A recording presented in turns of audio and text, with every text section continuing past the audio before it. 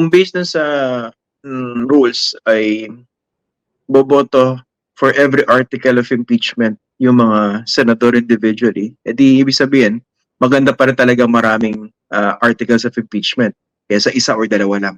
Dahil maraming chances para ma-convict. Hindi po ba? Well, it will depend on the evidence eventually, Christian. O, hindi naman basta-basta ganun lang. Kasi remember, if I recall kay Chief Justice Corona, were there 7 articles also or even 9? I think mas marami. Mas marami, but eventually, sinuko ng prosecution yung ibang yung ibang articles, meaning the specifications of the supposed violations committed by the then Chief Justice. No? So, kasi ang nangyari, remember, nag-focus doon sa SALN. So, doon sa parang the failure of the Chief Justice to disclose his real net worth, no, and that will be assets and liabilities, SALN, yes. And I don't know. I have not read, honestly, the articles of impeachment, but I understand there are 7. So to answer again your question, mas marami, mas malaki ang chance may conviction. It will again depend on proof. Ebidensya ang pinag-uusapan. Ang problema nga is baka, wag naman sana, pero Senate President assured everyone, all concerned, parties, etc., the public, that they will remain impartial. No?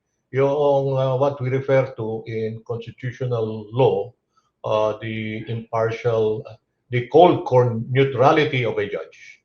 They will be impartial tribunal, no, in hearing the impeachment against the Vice President. So, that's one challenge dahil we're talking here of politicians and we're talking of the political nature as well of an impeachment trial. May ibang mga senador in the past, medyo vocal na rin sa kanilang position when it comes to the impeachment of the Vice President. So, paano mangyayari yun? What do you think?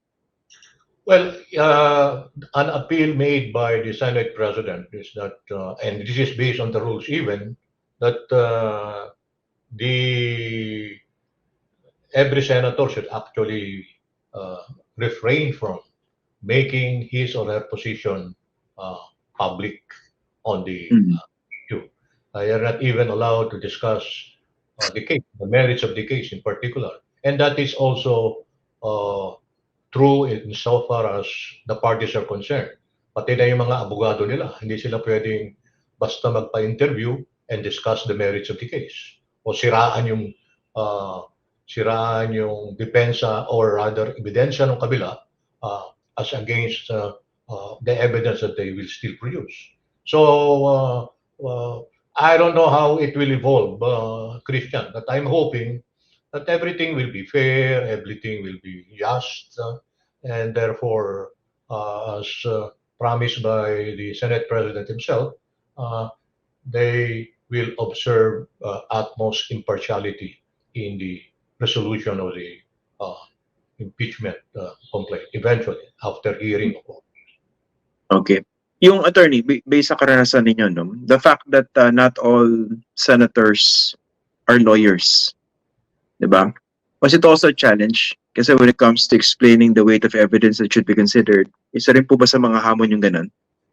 Well, that will actually depend on each of the senators. From our point of view, if we look at the staffing of each office of the senator or the senator, the staff of the senator, he or she is actually, surrounded by lawyers. Surrounded by lawyers assisting him or her throughout the process, not only the legislative process, but throughout this process. In fact, some questions that the senator may ask actually are given, suggested by their staff. And one good observation was made by the Senate President earlier. Hindi dahil sa abogado yung 5 sa amin, alam na namin lahat. Okay? Alam na namin lahat.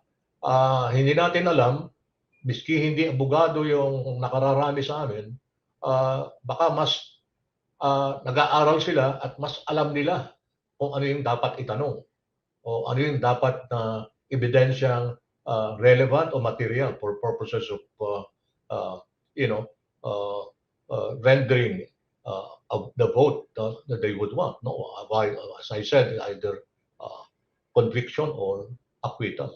Baka nga raw mas mag-aaral pa yung mga yan dahil that's a challenge to them to be able to come out with a very judicious and well studied decision or vote on the matter. Kasi isang iniisip na hamon dyan, attorney, di ba sa korte maliwanag sinasabi ng judge, o kunwari sa isang jury system, di ba? O ito lang dapat i-consider nyo na mga ebidensya na piniresenta dito sa loob ng korte during trial. Pero sa isang impeachment trial, alam natin televised. And I think compared to 2012, mas matindi yung activity on social media ngayon.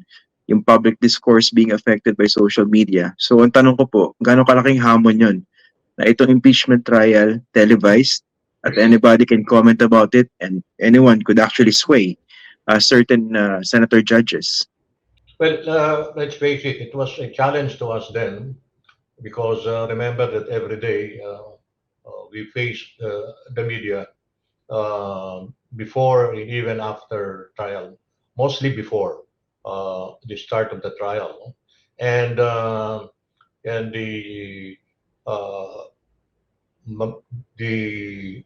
challenge there is for us to be able to prepare well for the succeeding day. What possible questions may be asked of us on the basis of what happened in the hearing or the proceedings of the previous day. And while we, as much as possible, we avoided any question discussing about the merit because that was even prohibited then. Because it's sub judice, and you cannot talk about the merits of the case. Outside of the impeachment court, the senators and the lawyers, parties themselves cannot talk about the merits of the case. However, we do not have control, even the impeachment court does not have control of what those in media and now social media will say. There are what you call bloggers there, and what they say about, say, favoring one over the other or vice versa. What can we do about that? I mean, it's beyond us, beyond those defending, beyond those prosecuting, and beyond the Senate sitting as an impeachment court. Hindi mo makokontrol yan. Okay? They may issue a warning, but I think for most part they may not be listened to by those concerned. No? So yun ang mahirap yan. So I suppose malaking bagay na dapat paghandaan dito ng both parties ay yung tinatawag na managing the communication aspect of the trial. Alam mo, hindi naman ako, I mean, let's be realistic about it. I would like to think that each side, whether the prosecution or the defense, may mga PR consultants yan. And then having them on their side, and then the program that they will implement simply to palabasin yung talagang yung pabor doon sa kliyente nila, palalabasin nila yan one way or the other. Alam mo na kung paano ang trabaho ng isang PR consultant. Ginagawa nila ang dapat magawa within the limits of the law, hopefully, to be able to convince the public, first of all, and sway indirectly the vote that may eventually be cast by the senator judges.